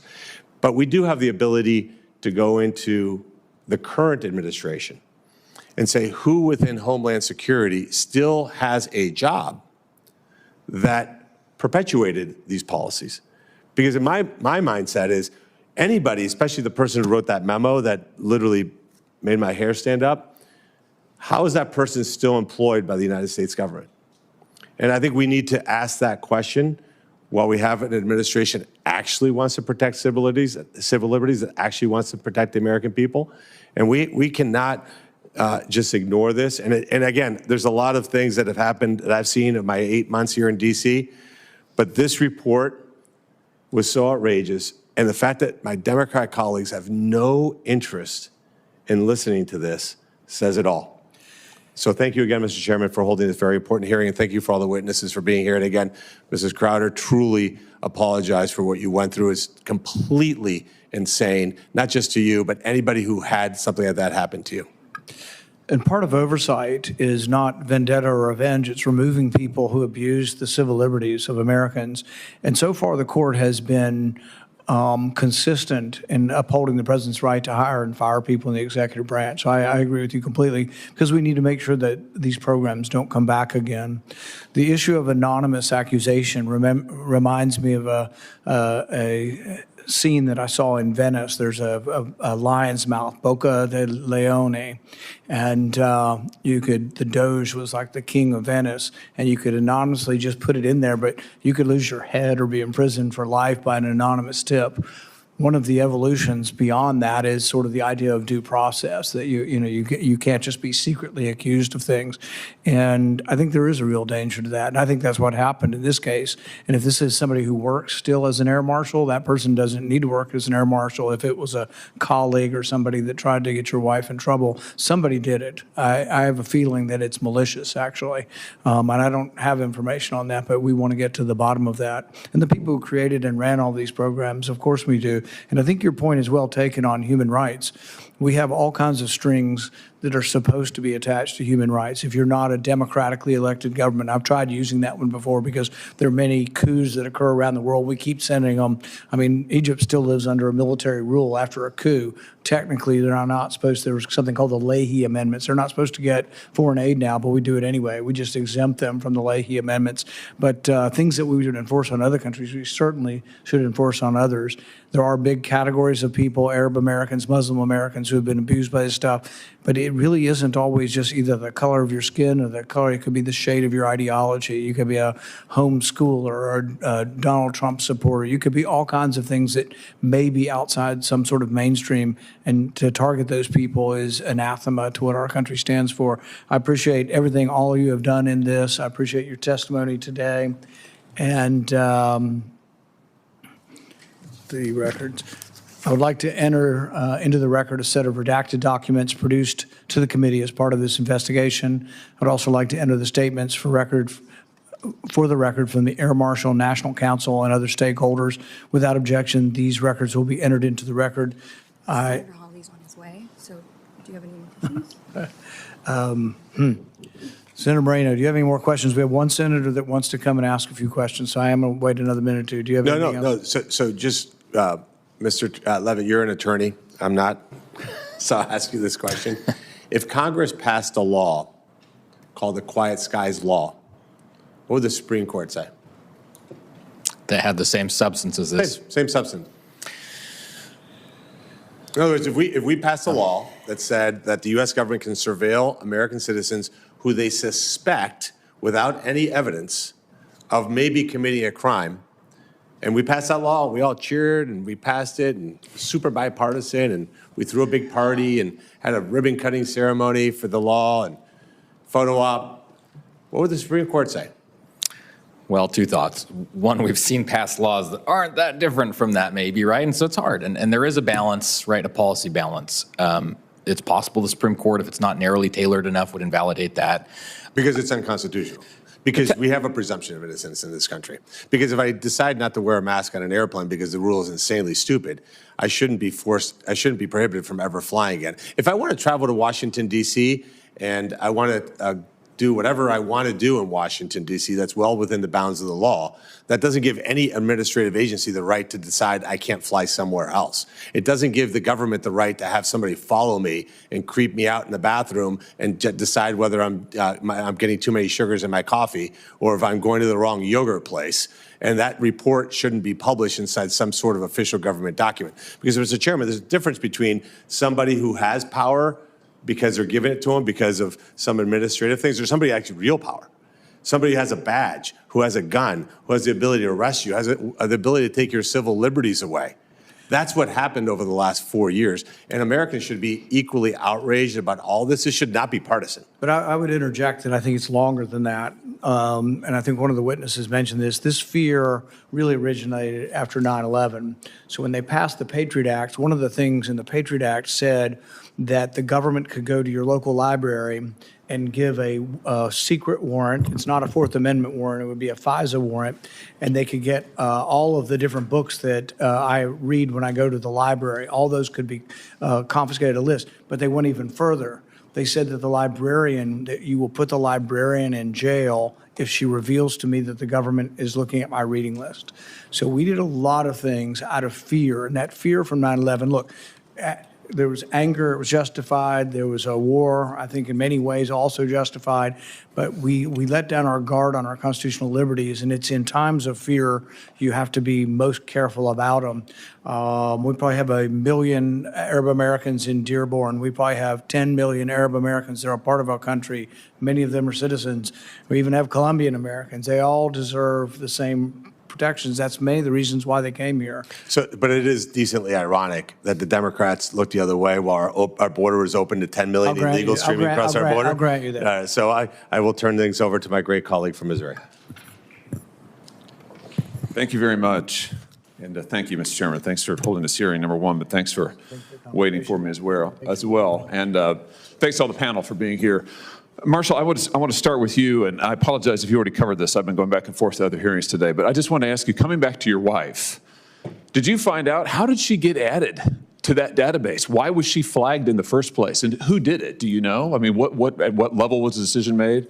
That's still something we don't know. It's been unanswered after many attempts by several people. Is your sense that it was an individual, this was a human decision, or is this some kind of an automated thing that based on information they collected about her, personal information, the fact that she was in D.C. on January 6th, that they tagged her, and then, too bad, she's on the list for years. Your guess is as good as mine. She was obviously in the area on January 6th, whether that prompted somebody to just put her on the list or something else. We don't have the answers. Yes, I mean, it's just unbelievable. I mean, it's a sickening violation of her First Amendment rights, obviously. I want to thank you for your service and thank your wife for what she's endured. You should never have had to go through it. And to be honest with you, what we saw in the aftermath of January 6th, the effort to persecute the president's political opponents, President Biden, that is just unbelievable. I want to ask you, Mr. Levitt, if I can, just on that subject, tell me a little bit more about how the Biden administration used the Quiet Skies program, which had existed obviously for long before then, but really started using it to target political opponents. It seems like they found in this program a great opportunity to start turning the screws down on people that they didn't like, including, just ordinary folks like Mr. Crowder's wife. I mean, she wasn't running for office, she wasn't running against Joe Biden, but yet, my gosh, she found herself targeted. I mean, is this the United States of America or not? Talk to us about your understanding of how this happened. After January 6th, it's clear, and you see this across a lot of agencies. We've seen this from FBI whistleblowers who represented. The federal government took a stance, which was that a lot of people with certain political views were threats to our nation.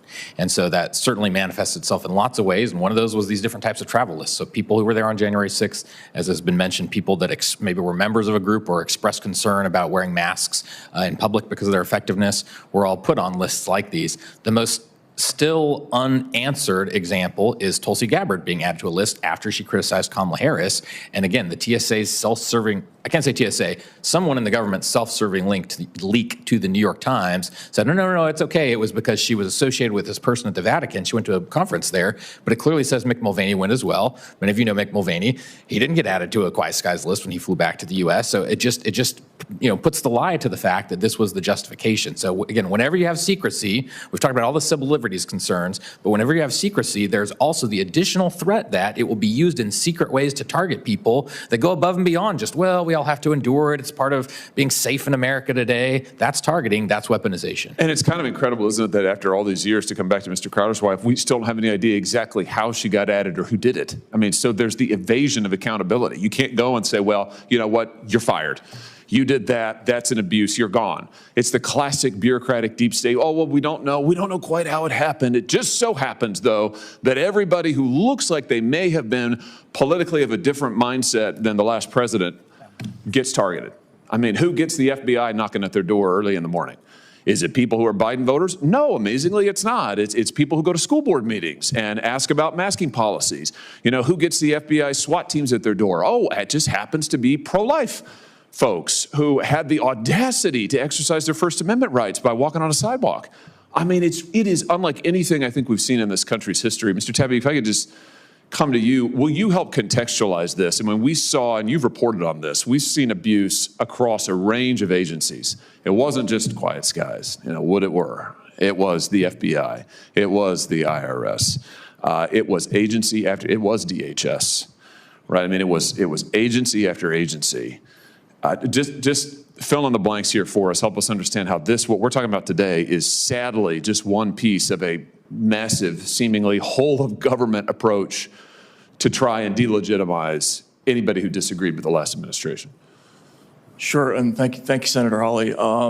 Just to Mr. Levitt's point, there are a lot of similarities in the statements of the FBI whistleblowers that Empower represented and some of the air marshals that I talked to about this story both complained. For instance, there were FBI agents who just sat in vans outside the homes of people who might have been at J6, people who were pulled off details trying to catch child pornographers to do that kind of work, who were extremely frustrated to be forced to be collecting information on innocent people. The same thing with federal air marshals who their job is to prevent terrorists from storming cockpit doors on airplanes. They think that's a very important job, but we're putting marshals in the backs of airplanes where they can't do any good at all, and having them listen to conversations of, former Congresswoman from Hawaii and checking how many times they go to the bathroom. It's a total misallocation of resources, and it's politicized information gathering. And so I think it's a betrayal of both the people in these services and the American citizens. Yeah, well, very well said. And I just have to say, I appreciate you holding the hearing, Mr. Chairman, because I think we've got to expose this so that it never happens again. The nearest thing I can think of in our country's history is we briefly in 1798 toyed with trying to outlaw political dissent, the Alien and Sedition Acts. That unhappy episode was resoundingly rejected by the American people in the election of 1800, and you would that was a long time ago now. You'd think that we're past that, and really what we have seen in the last 4 years is unlike anything since that period, and much worse because the federal government is much, much more powerful than it was in 1798. The ability to prevent travel, the ability to monitor conversations. I mean, I can just think off the top of my head, you had the federal government telling the big tech companies they've got to take down and censor normal Americans who comment on COVID, who comment on masks, who comment on a CRT in the classroom. You've got the FBI designating parents who go to school board meetings as terrorists. You've got the FBI targeting pro-lifers. You've got the FBI recruiting spies into Catholic parishes. You've got the Quiet Skies program. I mean, that's just off the top of my head. That's like 6 things. It's unbelievable. And we talk about never forget. We've got to never forget this and make sure it never happens again. Thank you, Mr. Chairman. Thank you. And the investigation is not over. We are today announcing that we will be investigating the Project on Extremism at George Washington University. We want to know whether or not they were doing research on people not wearing masks or against wearing masks, whether they were doing research on people who attended January 6th, whether Christine Crowder came from George Washington information that was sent over, or whether it came from someone specifically making up something about her. We are going to get to the bottom of it. We're going to keep asking questions, and we're going to find out who did this and who caused such a great disruption to your life for several years. And you're the one we know about, and we're going to try to get to the bottom of who did this. But this is the tip of the iceberg. We hope that anyone who's interested in this will continue to give us information, that more people will step forward, and those of you who are interested in reform will participate with us in finding legislative solutions to try to make sure this never happens again. With that, I would like to thank our witnesses for joining us here today to share their testimony and expertise with the committee. The record for this hearing will remain open until 5 p.m. on Friday, October 3rd, 2025. For the submission of statements and questions for the record, the hearing is now adjourned. Thank you. Ready for coming today. In mid-2024, as she grew increasingly critical of the Biden administration and increasingly involved with the Trump campaign, Tulsi Gabbard noticed changes as she went to the airport. She had more screening, federal agents with dogs showing up for her flights. Other federal agents followed her on the plane and reported back on her activity. When I learned of this, I launched an investigation into the TSA's Quiet Skies program and the Biden administration's weaponization of watch lists against everyday Americans. Under public scrutiny, the Biden administration removed now Director of National Intelligence Gabbard from the program, but they spent the remainder of their time in office stonewalling any investigation. Thankfully, that era is over. President Trump himself, a victim of government weaponization, set out to reverse the previous administration's targeting of the very citizens it is sworn to protect. Secretary of Homeland Security Kristi Noem has taken decisive action to eliminate bureaucratic obstacles resisting transparency. We are finally getting answers. And now we know exactly why the previous administration fought so hard to keep us in the dark. Director Gabbard was surveilled on at least 5 domestic flights by federal air marshals under Quiet Skies.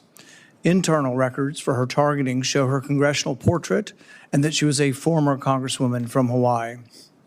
So there was no doubt they knew who they were monitoring. Multiple concerns were raised internally, and one Air Marshal asked a colleague, "Why the heck is she a Quiet Skies suspect?" If this can happen to a combat veteran, a lieutenant colonel in the Army Reserve, and now Director of National Intelligence, it can happen to anyone. And it did. Today, for the first time, you will hear directly from a federal air marshal whose wife was labeled a domestic terrorist simply for engaging in protected First Amendment activity. Records show the FBI labeled her as a domestic terrorist for unlawful entry into the Capitol on January 6.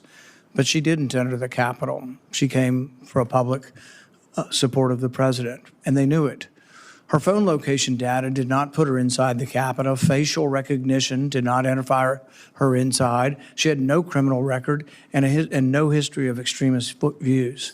What they did know is that this Catholic school teacher from Texas supported President Trump and went to Washington to attend his rally at the Ellipse. That was not enough for the government. That was not enough to label her a suspected domestic terrorist.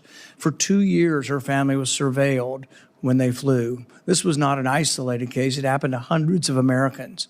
It happened because the TSA used First Amendment protected activity as a predicate for watch listing Americans. That's unconstitutional, of course. First Amendment activity cannot be the sole basis for watch listing someone, but sole basis is an important caveat, and it's an opening the TSA exploited. Today, we will release internal TSA records that reveal how the agency authorized First Amendment activity to be used to justify the surveillance of Americans with no evidence and no recourse. Using broad and vague authorities, TSA deemed hundreds of Americans as threats to national security simply for holding opposing political views.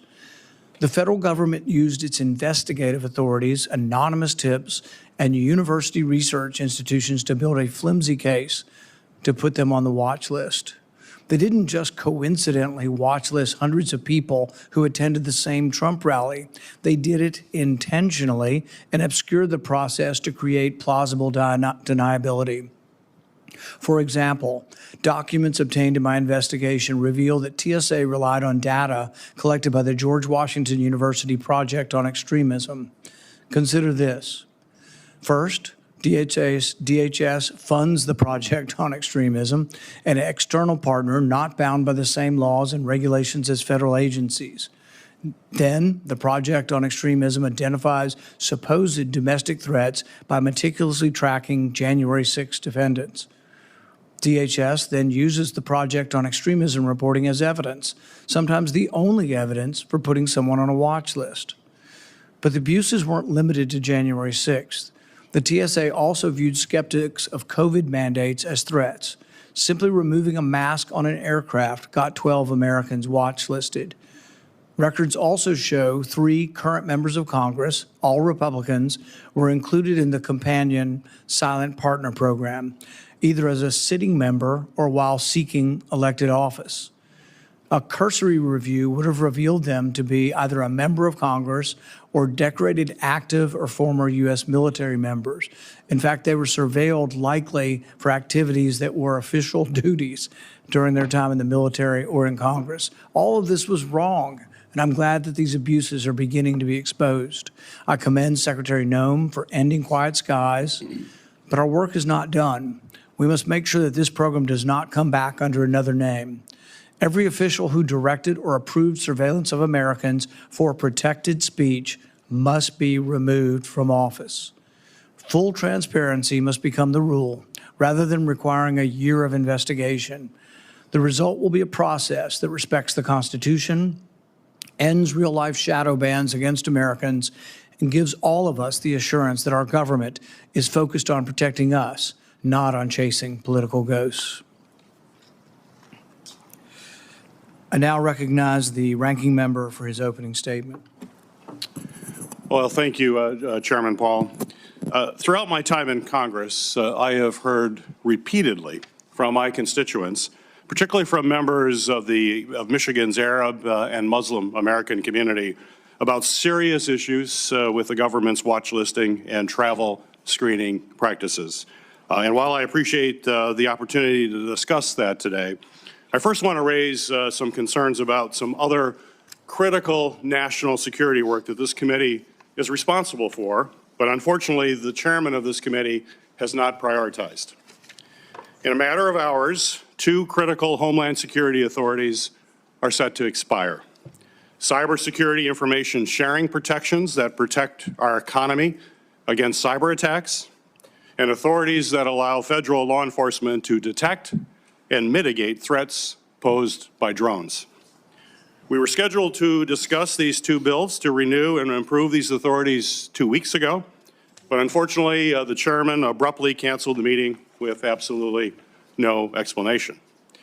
And while there is a 2-month extension for both authorities included in the continuing resolution, that is only meant to be a stopgap. The committee needs to do its work to reauthorize both of these pieces of legislation.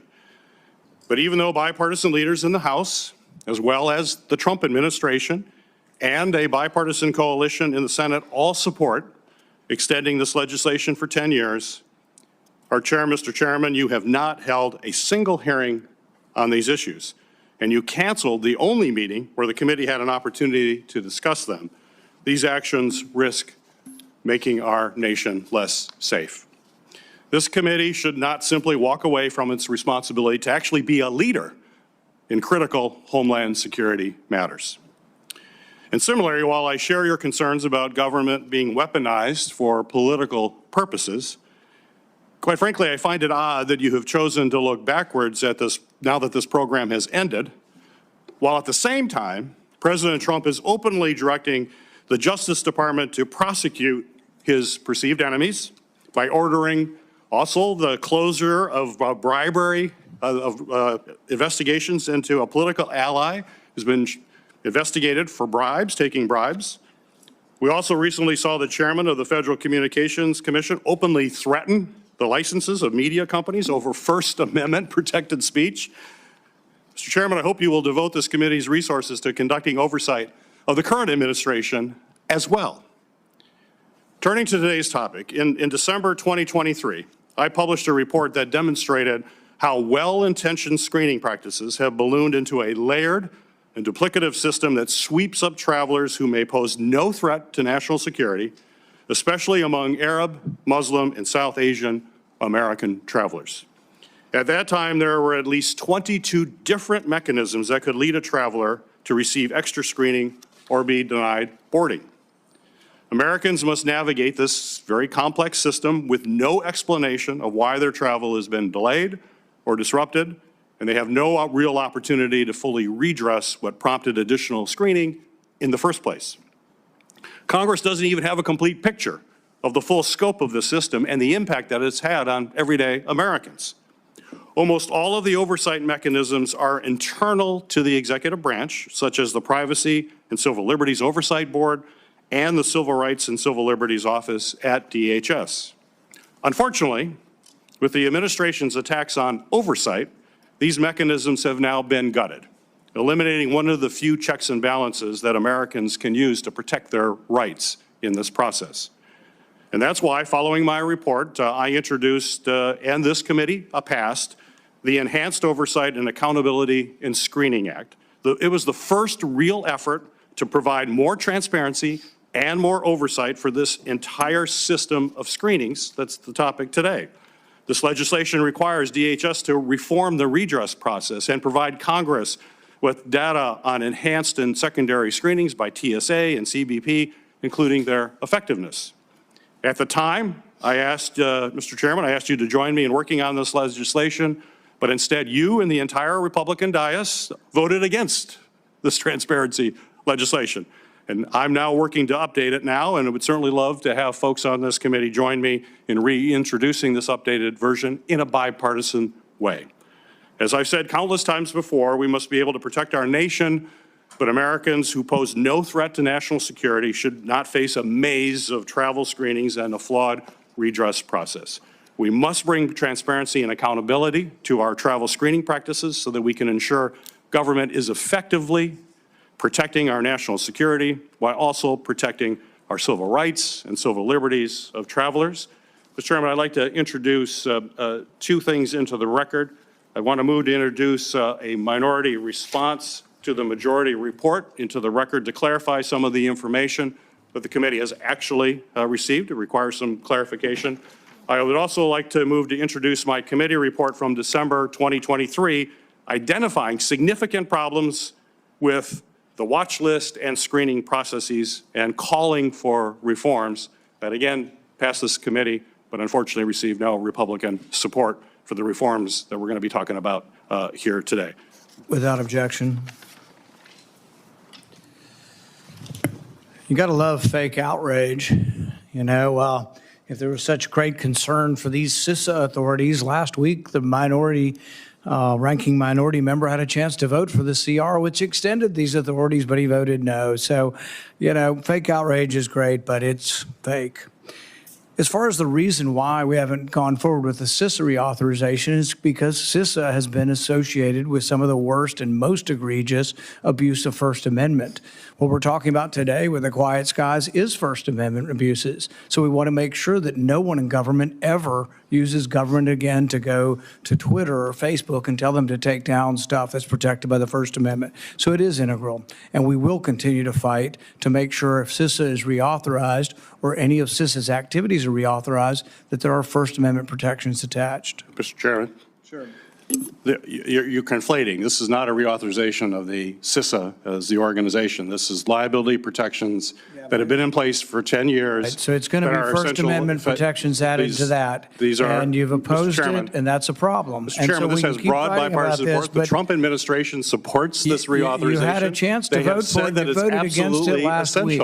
So you voted against it. And you voted against the reauthorization that I put up. You were the only objector. You voted against it. It has the support of, I would suspect, 99 members. And now preciously you're for it this week. All right. I now recognize. You'll have a chance to vote again in a UC, Mr. Chairman. You're going to have a chance again. It is, excuse me. It is the practice of this committee to swear in its witnesses. Will each of the witnesses please rise and raise your right hand?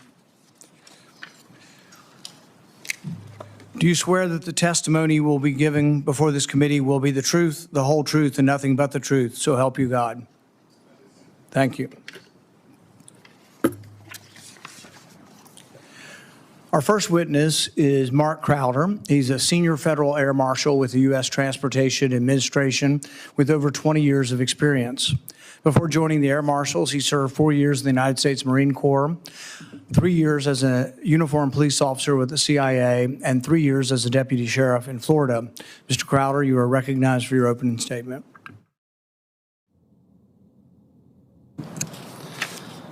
Good morning, Chairman, Ranking Member Peters, and distinguished members of the committee.